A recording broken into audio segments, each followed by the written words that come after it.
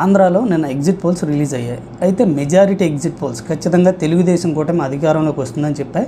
అయితే తెలుగు రాష్ట్రాల్లో బాగా పాపులర్ అయిన ఆరా సంస్థ మాత్రం వైసీపీ అధికారంలోకి వస్తుంది, కేవలం 94 నుంచి 104 మధ్య సీట్లే కైవసం చేసుకుంటుంది, అధికారంలోకి వస్తుందని చెప్పాయి. సరే, ఆరా సంస్థ పక్కన పెడితే నేషనల్ మీడియా మొత్తం కూడాను ఆల్మోస్ట్ ఆల్ ఒక 10-12 ఇచ్చి ఉంటే అందులో 10 ఖచ్చితంగా తెలుగుదేశం కూటమి అధికారంలోకి వస్తుందని చెప్తుంది.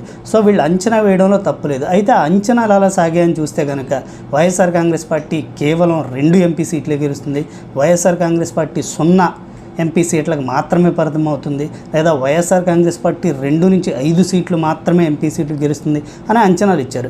వీటిని చూసినప్పుడే వీటి క్రెడిబిలిటీ ఏంటి, వీళ్ళు నిజంగా గ్రౌండ్ లెవెల్లో సర్వే చేసి చెప్తున్నారా లేదంటే ఎవరి ద్వారా ఇన్ఫర్మేషన్ సేకరించి చెప్తున్నారా అనే అనుమానం వస్తుంది. లాజికల్గా జెన్యూన్గా ఆలోచించుకుంటే గ్రౌండ్ రియాలిటీ ప్రకారం వైఎస్ఆర్ కాంగ్రెస్ పార్టీ ఎంత హీనంగా వేసుకున్నా ఒక 6 ఎంపీ సీట్లు గెలిచే పరిస్థితి అయితే ఏపీలో కనపడుతుంది. కడప కానీ, రాజంపేట కానీ, నంద్యాల, కర్నూలు, ఇటువైపు వస్తే అరకు పార్లమెంట్, అలాగే ఏలూరు పార్లమెంట్ కూడా వైసీపీ ఖాతాలో చేరుతుందని టీడీపీ వాళ్ళు కూడా బలంగా నమ్ముతున్న సిచ్యువేషన్ ఉంది. సో ఎంత వరస్ట్ కేసు వేసుకున్నా 6 నుంచి 7 ఎంపీ సీట్లు వైసీపీ ఖాతాలో ఉన్నాయి, అది తెలుగుదేశం వాళ్ళ అంచనా ప్రకారం. మరి అలాంటి సిచ్యువేషన్లో వైసీపీ కేవలం 0 నుంచి 2 సీట్లు లేదా ఒక్క పార్లమెంట్ సీట్ కూడా వచ్చే ప్రసక్తి లేదని నేషనల్ మీడియా ఎగ్జిట్ పోల్స్ ఇవ్వడం అనేది ఖచ్చితంగా నమ్మశక్యంగా లేదు.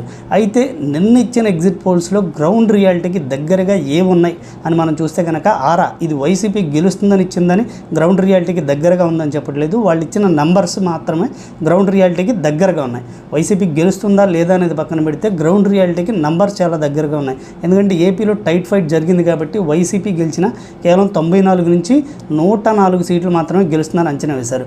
దాంతోపాటుగా స్మార్ట్ ఎగ్జిట్ పోల్స్, ఇది లగడబాటి రాజగోపాల్ గారి తమ్ముడు చేసిన సర్వే, ఇది ఆంధ్రప్రదేశ్ రాష్ట్రానికి చెందించింది.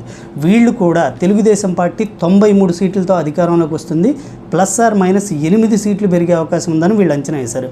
ఇక వైఎస్ఆర్ కాంగ్రెస్ పార్టీ అయితే 85 సీట్లు గెలిచే అవకాశం ఉంది, ±8 సీట్లు వచ్చే అవకాశం ఉందని అంచనా వేశారు. వీళ్ళ అంచనా కూడా గ్రౌండ్ రియాలిటీకి చాలా దగ్గరగా కనపడుతుంది. సో ఖచ్చితంగా ఏపీలో రేపు 4వ తారీఖు ఆరా సంస్థ చెప్పింది కానీ లేదా స్మార్ట్ ఎగ్జిట్ పోల్ చెప్పింది కానీ జరిగే అవకాశం ఉంది.